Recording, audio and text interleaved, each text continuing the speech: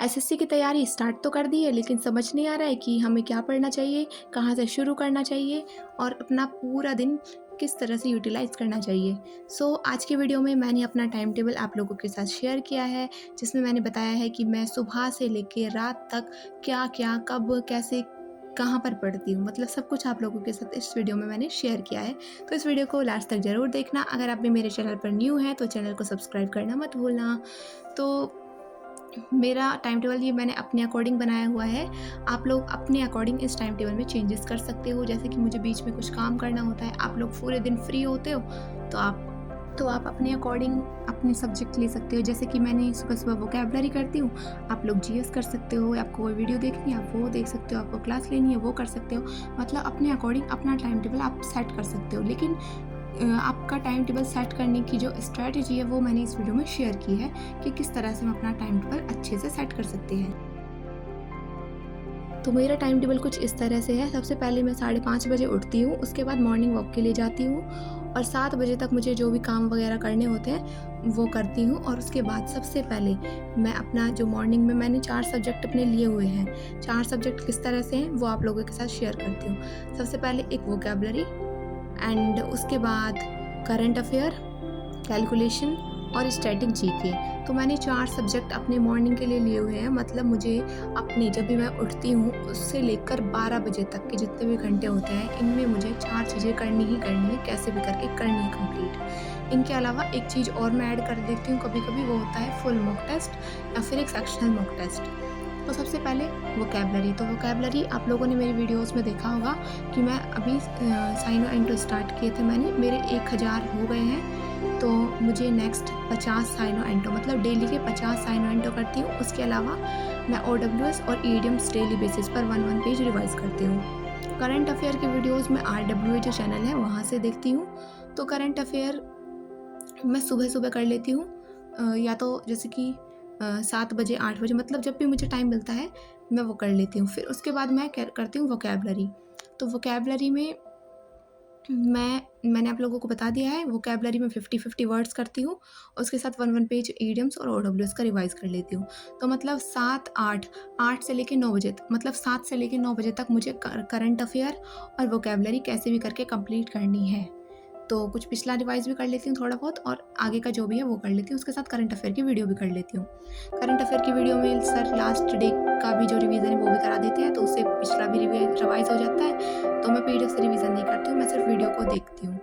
उसके बाद कैलकुलेशन, तो 10 बजे तक, मतलब 9 से लेके 10 तक मुझे क्या करना होता है, कैलकुलेशन। ऐसा फिक्स टाइम नहीं है कि मुझे आज पहले कैलकुलेशन करना है, वोकैब करनी है, सीए करना है। मैं ऐसा फिक्स टाइम टेबल नहीं बनाती हूँ, क्योंकि कई बार ऐसा होता है कि हमारा टाइम ऐसा शेड्यूल होता है कि उसके अकॉर्डिंग हम फॉलो नहीं कर पाते हैं। मतलब जब हमें टाइम मिलता है मैं कैलकुलेशन और सीए देख लेती हूँ, वोकैब्युलरी के लिए 1 घंटा सुबह निकाल लेती हूँ। उसके बाद 12 बजे से पहले मैं स्टैटिक जीके का कोई भी टॉपिक अपना जो लेना है मुझे, मैं अपना शेड्यूल बनाती हूँ डेली।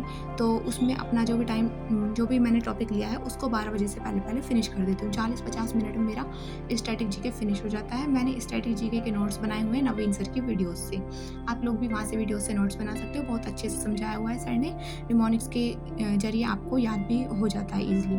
तो ऐसे करके 12 बजे तक वोकैब्युलरी, करंट अफेयर, कैलकुलेशन और स्टैटिक जीके मैं कंप्लीट कर लेती हूँ। उसके अलावा अगर सेक्शनल टेस्ट भी मुझे लगाना होता है जैसे रीज़निंग का, तो वह मैं सुबह-सुबह कर लेती हूँ। उसके बाद 12 बजे के बाद, मतलब 12 बजे तक खाना-वाना खा के हम सब फ्री हो जाते हैं, तो उसके बाद 12 बजे से मैं स्टार्ट करती हूँ अपना जीएस।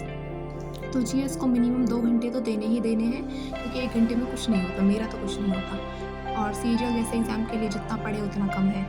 तो इसलिए जीएस को मैं 2 घंटे देती ही देती हूँ। उसके अलावा उसमें पीवाईक्यू प्रैक्टिस कर लेती हूँ, या फिर वीडियो से देख लेती हूँ। जैसे कि 2025 के मेरे पास पीवाईक्यू के लिए कोई बुक नहीं है, तो इसलिए मैं उसको परमार सर की जो पीवाईक्यू सीरीज़ है वहाँ से देख लेती हूँ। या फिर कुछ टॉपिक ऐसे होते हैं जो आपको समझ नहीं आते हैं, क्लियर नहीं होते हैं, तो उनकी वीडियो देख लेती हूँ उस टाइम पे, वो भी हो जाता है। तो ऐसे करके 2 ढाई घंटे तो इसमें चला जाता है। उसके अलावा अगर आपको सेक्शनल टेस्ट लगाना है जीएस का, तो वो भी 12 से लेके 3 बजे तक 15 मिनट का सेक्शनल टेस्ट होता है। जीएस का और भी कम टाइम में ही हो जाता है, 10 मिनट में हो जाता है। वो भी कम में ही हो जाता है वैसे तो, लेकिन 10 मिनट तो मैं मैक्सिमम दे ही रही हूँ, क्योंकि हमें प्रैक्टिस होनी चाहिए ना अच्छे से, कि 15 मिनट में हम अच्छे से कैसे अटेम्प्ट करें जीएस के मॉक को, क्योंकि इसमें टाइम बहुत एक्सेस है ये वाला। तो इस तरह से जीएस का हो जाता है। उसके बाद 4 बजे मैं करती हूँ इंग्लिश ग्रामर। तो इंग्लिश ग्रामर 4 से लेके 5 तक, जिसमें मैं अपना जो भी टॉपिक लिया है वो क्लियर कर लेती हूँ। उसके अलावा जो पीवाईक्यू प्रैक्टिस बुक है किरण पब्लिकेशन की, उससे पीवाईक्यू क्या करूँगी, आज से क्या करूँगी, क्योंकि अब मेरा जो कंप्लीट रूल्स है वो रिवीजन हो चुके हैं। उसके बाद जो मैथ्स है वो मैं रात को करती हूँ। मतलब 4 से लेके 5 तक मैंने इंग्लिश किया, फिर 5 से लेके 6 तक एडिटोरियल हो गया, फिर इंग्लिश का मॉक हो गया, वो हो गया, फिर मैथ का मॉक। उसके बाद मैं 6 बजे से 8 बजे तक कुछ नहीं करती हूँ। उसके बाद 8 बजे से 10 बजे तक होता है मेरा मैथ्स का 2 घंटे। तो उनके मैं पीवाईक्यू प्रैक्टिस करती हूँ, जो रूल्स कांसेप्ट क्लियर नहीं होता वो करती हूँ। कई बार आपको टाइम नहीं मिलता है, या फिर आप ब्रेक लेना चाहते हो, या फिर आपका मन नहीं होता है पढ़ने का, मतलब ऐसा होता है कि आज नहीं पढ़ना है, तो उस टाइम पे मैं क्या करती हूँ, पढ़ना तो है कैसे भी करके, क्योंकि उस टाइम पढ़ेंगे नहीं तो कुछ नहीं होगा। तो उस टाइम पे मैं सेक्शनल टेस्ट कर लेती हूँ, जैसे रीजनिंग का सेक्शनल टेस्ट कर लिया।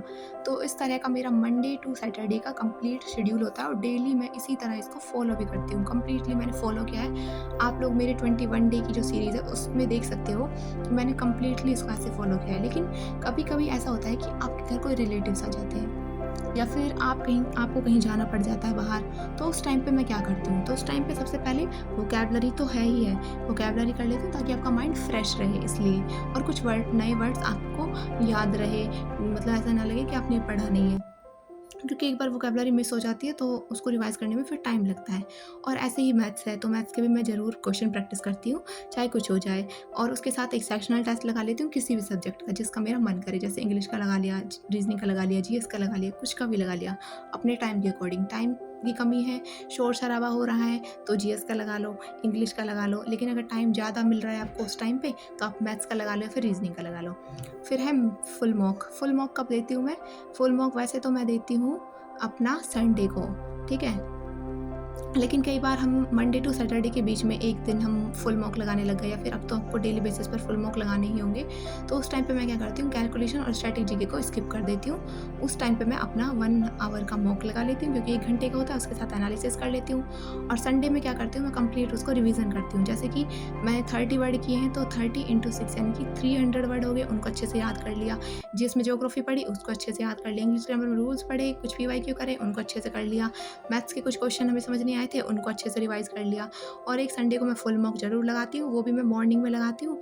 और रीज़निंग में जैसे फुल मॉक में मुझे कोई कंसेप्ट क्लियर नहीं हुआ, तो उन कंसेप्ट को संडे के दिन मैं अच्छे से कर लेती हूँ, ताकि उन कंसेप्ट में अगर कोई क्वेश्चन दोबारा आए, रिपीट हो क्वेश्चन, रिपीट तो वैसे नहीं होते हैं, मतलब उसी कंसेप्ट से रिलेटेड अगर कोई क्वेश्चन आए तो उसको हम कर लें। और उसके अलावा संडे को वीकली रिवीजन की वीडियो आती है, तो वो वीडियो देख लेती हूँ। और उस दिन एडिटोरियल नहीं आता है, उसमें सिर्फ वोकैबलरी की वीडियो आती है उस दिन उस चैनल पर, निमिषा मैम के चैनल पर, तो इसलिए उसको मैं नहीं करती हूँ, सिर्फ मंडे से लेकर सैटरडे तक ही करती हूँ। तो इस तरह का मेरा कंप्लीट है जो शेड्यूल रहता है। मंडे टू सैटरडे का शेड्यूल हो गया मेरा, या फिर मन नहीं है जिस दिन, या फिर कोई रिलेटिव आ गया, या फिर हमें कहीं जाना हो गया, तो वो शेड्यूल हो गया आप लोगों के सामने। एंड फुल मॉक मैं कैसे लगाती हूँ, और संडे का मेरा रूटीन क्या होता है, तो इस तरह का मेरा कंप्लीट रूटीन होता है।